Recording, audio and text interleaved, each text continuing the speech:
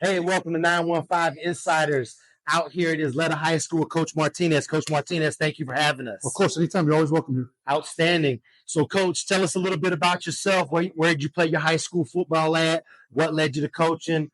Just give us a little bit of your background. Yeah, sure. So I'm a Ysleta High School graduate. Okay. Class of 1999. I played ball here all 4 years. Played football, baseball, and basketball and track. Okay. So so I played ball here. I was first team all city, first team all district as a ball player. Walked on at UTIP for 2 years. Okay. I was on the walk-on team. After that, I graduated from UTIP, man. I got my master's at Sol Ross, and then I got hired here. But what led me to coaching, I guess we can say, was my mentors. So my ball coaches when I was in high school, people like Craig Ritchie, who was here from 96 to 99, I believe. He's up in San Antonio, Brennan now. Coached in a state championship a couple years ago. People like him, Coach Robbie Morales, who was a coach at Horizon in El Paso High for a while. Okay. He got me my first job out of high school, graduated from UTIP, and that May got me my first gig as a coach, as a freshman coach. So, I owe a lot of gratitude to him and to coaches like Hector Pacheco. And then, of course, my main scheme mentor was Coach Cervantes. He was up at Bel Air, head coach a couple years ago. And he really did. He taught me, I'm a defensive guy. Okay. By heart, I'm a secondary guy, defensive guy. So he's the one that taught me, all the basics and fundamentals of coaching defense. Okay.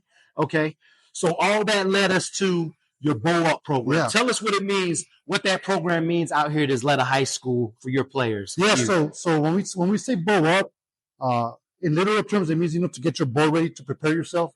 But how we use it is that when you bow up, you prepare yourself for competition, to compete in life, whether it's in life, in school, or even a football game. You prepare yourself. You do that by working hard in the weight room, getting your grades done, getting bigger, faster, stronger in the off season. When it's in season, you get mentally ready. You eat right, you hydrate, and if you do all those things correctly, when game day comes, you're gonna be ready. You're gonna be prepared. You'll be bowed up, ready to fight. Got you. And again, a lot of people lose sight of like that. The programs we have like this in football are the things that prepare young men for life after football. Exactly. And as grown men. So that's always an important factor. Now, one of the biggest things that's been happening lately in El Paso football is, of course, the UIL realignment. Right. And I've talked to a lot of different coaches, got a lot of different perspectives. Got a perspective from Parkland where they stayed up. You guys moved down. So what does that UIL realignment look like for you? And what's maybe some changes you have to make, or some mindset changes you have to prepare the young men and your coaching staff for with this move down to 4A? Yeah, so the move for us, football's football, in my opinion. Absolutely. And the division we're in now in 4A, those are some of the best coaches in El Paso. You got coaches like, Coach Recorder down the road. You got Austin, you got Bowie, you got Clint. Those are all horses, man, and they're a handful to deal with. Yeah. So the way it changed for us is just a scheme. So in our league in 5A, we were used to, a lot of air raid, a lot of spread. Yeah. Spread the ball, just like they do in 6A. Now we have to deal with, some wing tee stuff and some two back and some pro sets. So it changes our philosophy as far as, our play in the box. We got to become a much more physical team immediately. Yeah. Or else, we're going to take our beatings up front. Yeah, and it's interesting. I talked with Coach Recorder, like you said, and the one thing I talked about is how, like, hey, the 4A, that's tough football. Yeah. It's, hey, like you said, hey, we're not trying to put people out in space. Sometimes, hey, it's 11 of us right here inside the hashes, and we're going to play football right here. So I can see how that's a big mindset change. Yeah. I won't try to get you to reveal too much offensively, but do you change your mindset on offense, or do you make them deal with that spread philosophy that you guys were using up? I won't let you. No. So see, when you play teams like Del Valle, who is one of the top teams in West Texas for many, many years. Yeah. It does change your philosophy, because with them, their job is to score as many points as possible, as fast as they can. Mm-hmm. Whereas now, their teams are trying to score less points and just burn clock. Yeah. So in the past, our philosophy was let's match them offensively. Now our philosophy is score as much as we can early in the game. That way it takes them out of their run game, takes them out of their formations. It takes them out of what they're used to, what they're good at, and now we get the upper hand. Yeah. And then sometimes it's only good when you play that ball control offense. It's only good if you use up all that clock and then you score. You use all that clock and you don't score, and the other team scores. Sometimes it gets hard to change that philosophy. So I can see how you'd want to attack it like that, and I think that'll work. Is I don't know how well it'll work. Time will tell that. Right. But I think that's definitely me personally how I would make people adjust to me. Yeah, but you know what? We played them last year, which was a good thing for us because we're in 4A now. We're in our league, so it taught us as coaches how to game plan for them. Because before that, we hadn't played them very often, so we didn't really have to worry about it. It was more of a pre-district thing. But now that is for keeps. We're better prepared now to prepare our game plan for them. Okay, so moving forward, you're getting the young men ready. We're getting the coaching staff ready. Of course, no spring football with the move down to 4A. Continue to just work the off season. But so as we're moving towards that, we're moving towards a time where these young 8th graders move over from just across the athletic fields over here from Ysleta Middle School. And this summer, you're going to have those 8th graders show up to their first summer workout. What does that look like when that young man comes over from Ysleta Middle School? What does day one in the weight room look like? And just kind of tell me about your program and how that progresses with these young men from rising freshmen to your senior leaders. So here we believe in trial by fire. So when those kids get here, and we're going to see them in a couple of weeks actually for media day for the middle school.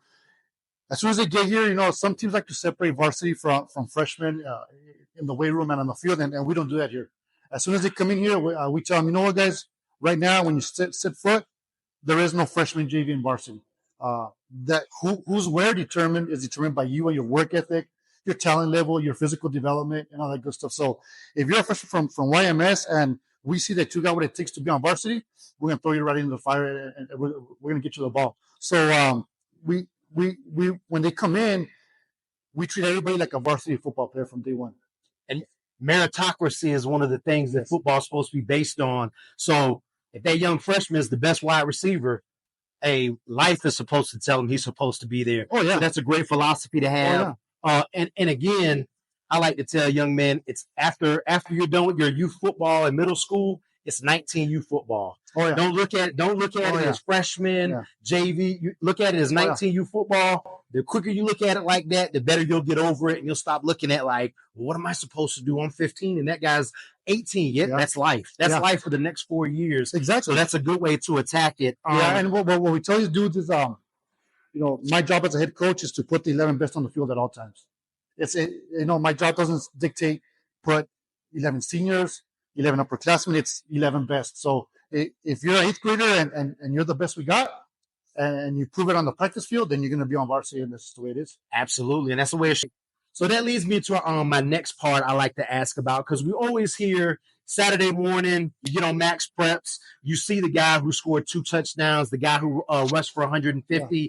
A lot of times we don't hear about the guys who are in off-season workouts, making sure kids are doing what the players who are making sure other players are doing what they should be. Those leaders who are in the weight room early, helping guys out with tutoring and stuff like that. Tell me about a couple of guys in your program who kind of embody that and the bow-up philosophy for you. Yeah, so this year, we focus on that, just being leaders in the weight room, especially in the off-season. So then that comes to mind up the top is Jaden McKinney.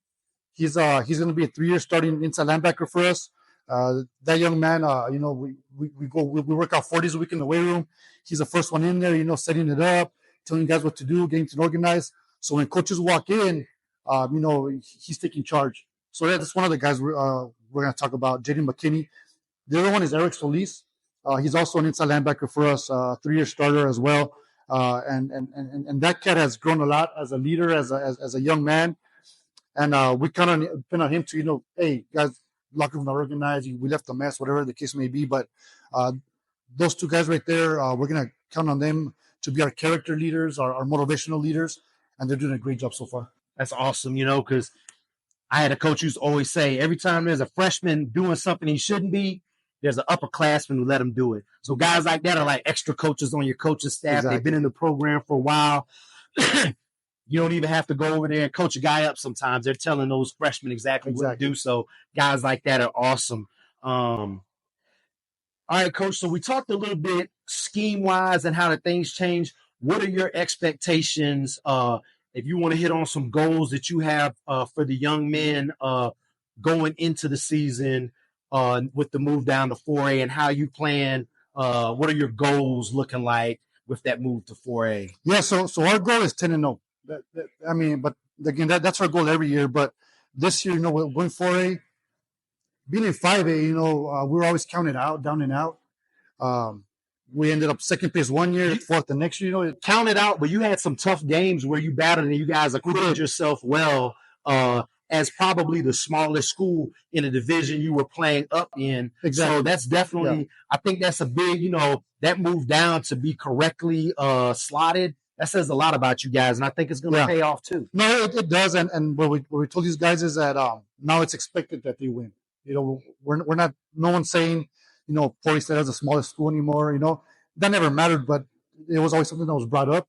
But now, that's all out the window now. We're expected to win. And we're going to go 10-0. Like the sheriff said, no one cares. No one cares, exactly. Hey, you either won or you lost. Exactly. And if you lost, no one cares. Yeah. So, and I think people should have lofty, goals that are hard to achieve. Exactly. So who the hell wants to come into a season and say, I think we're shooting for 7-3? No one shoots for 7-3, Exactly. So, hey, gold balls, hey, you want to have, stuff like that. Those are the lofty goals that the young men should have. So now the last question before we end it out with your program, the Battle for Texas 20. What does that mean to your program? Because it's starting back up this year. And how do you get your team ready for that and set that, that rivalry that goes back, for those guys down the street? Oh, yeah. So actually that game has been played the last few years. The only year we didn't play it was a COVID year. But other than that, we've played it ever since. Right now we have the Texas 20 trophy.